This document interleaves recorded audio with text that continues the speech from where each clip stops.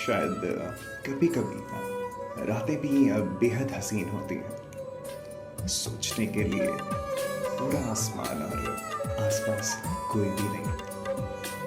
कहानी की शुरुआत भी ऐसी ही थी। शुरुआत होती है भोपाल के एक छोटे से शहर से। अमन नाम का एक लड़का रहता था वहां पर।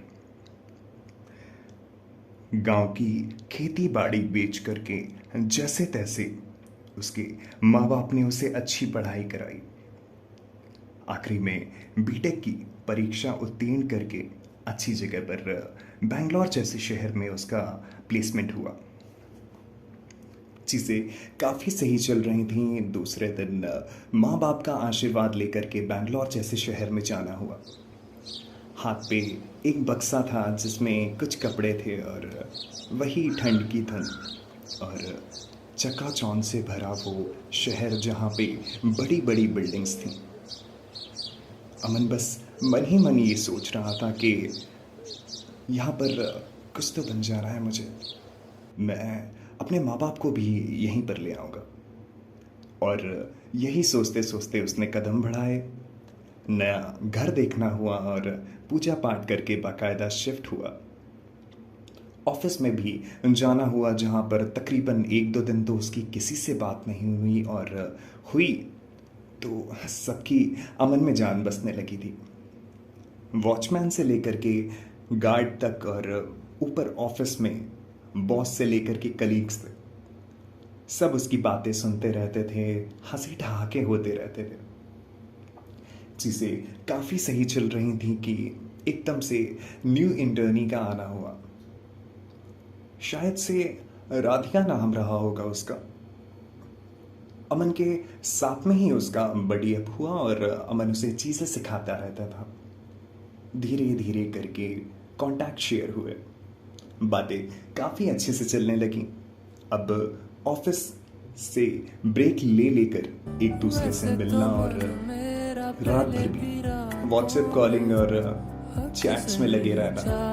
दोनों ही जानते थे पता नहीं कैसे वो सुबह मैनेज करते थे चीज़ें काफ़ी सही चली। और एकदम से जब राधिका की पूरी ट्रेनिंग कंप्लीट हो गई उसे दूसरी बिल्डिंग में शिफ्ट कर दिया गया।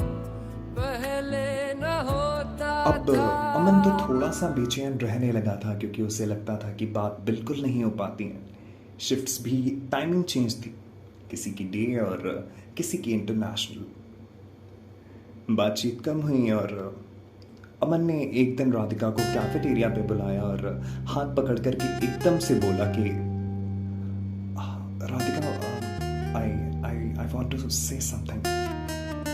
जिस पर राधिका का भी बस यही जवाब था कि हाँ हाँ अमन बोलो, क्या हुआ। पर अमन के होठों में सिर्फ वही मुस्कुराहट थी और कुछ नहीं। कुछ दिल में रहा होगा जो शायद उसने बोला नहीं। धीरे धीरे चीज़ें सही चली, लेकिन अमन को दिख रहा था साफ साफ कि दूसरी बिल्डिंग में राधिका जाती थी और किसी नए लड़के के साथ वो जाने लगी थी।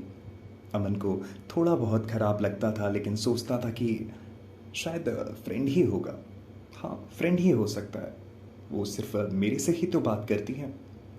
ये सोच करके रोज़ खून के घूंट भरकर होठों पर ऑफिस चला जाता था और दिल लगा करके काम करता था। एक दिन की बात है, रात को तकरीबन 1:30 अमन लॉक इन था अपने फ्लोर पे। पता नहीं क्या हुआ कि एकदम से ज़मीन पे धड़ाम से करके वो गिर पड़ा और फ्लोर में सबकी सांसें थम गई थीं। सब दौड़ करके अमन के पास आए और जल्दी से जल्दी उसे हॉस्पिटल शिफ्ट किया गया। अब अमन की हालत बेहद ख़राब हो रही थी और हॉस्पिटल के रिसेप्शन एरिया में मानो मजमा लगा हुआ था।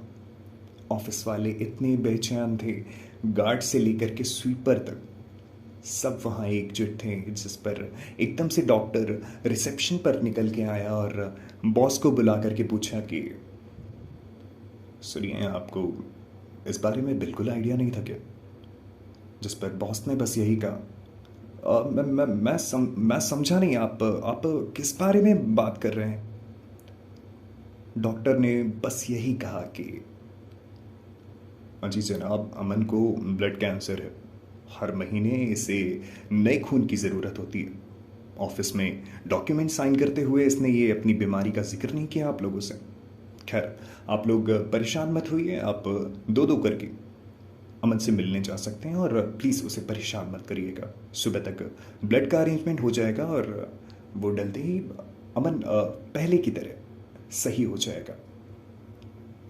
सबने डॉक्टर की बात मान ली और दो दो करके जाने लगे।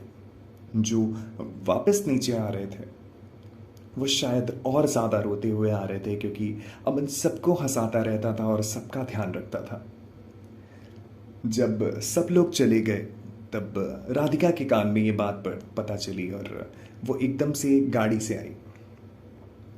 तुषार नाम के किसी लड़के के साथ आई थी और हाथ में फ्लावर वास था। हॉस्पिटल के फर्स्ट फ्लोर में पहुंची, जहां पर अमन अपने कैबिन में था और अंदर जाना हुआ उसका। तुषार काफ़ी शांत था, फ़ोन में शायद गेम खेल रहा था और अमन बेड पर सिर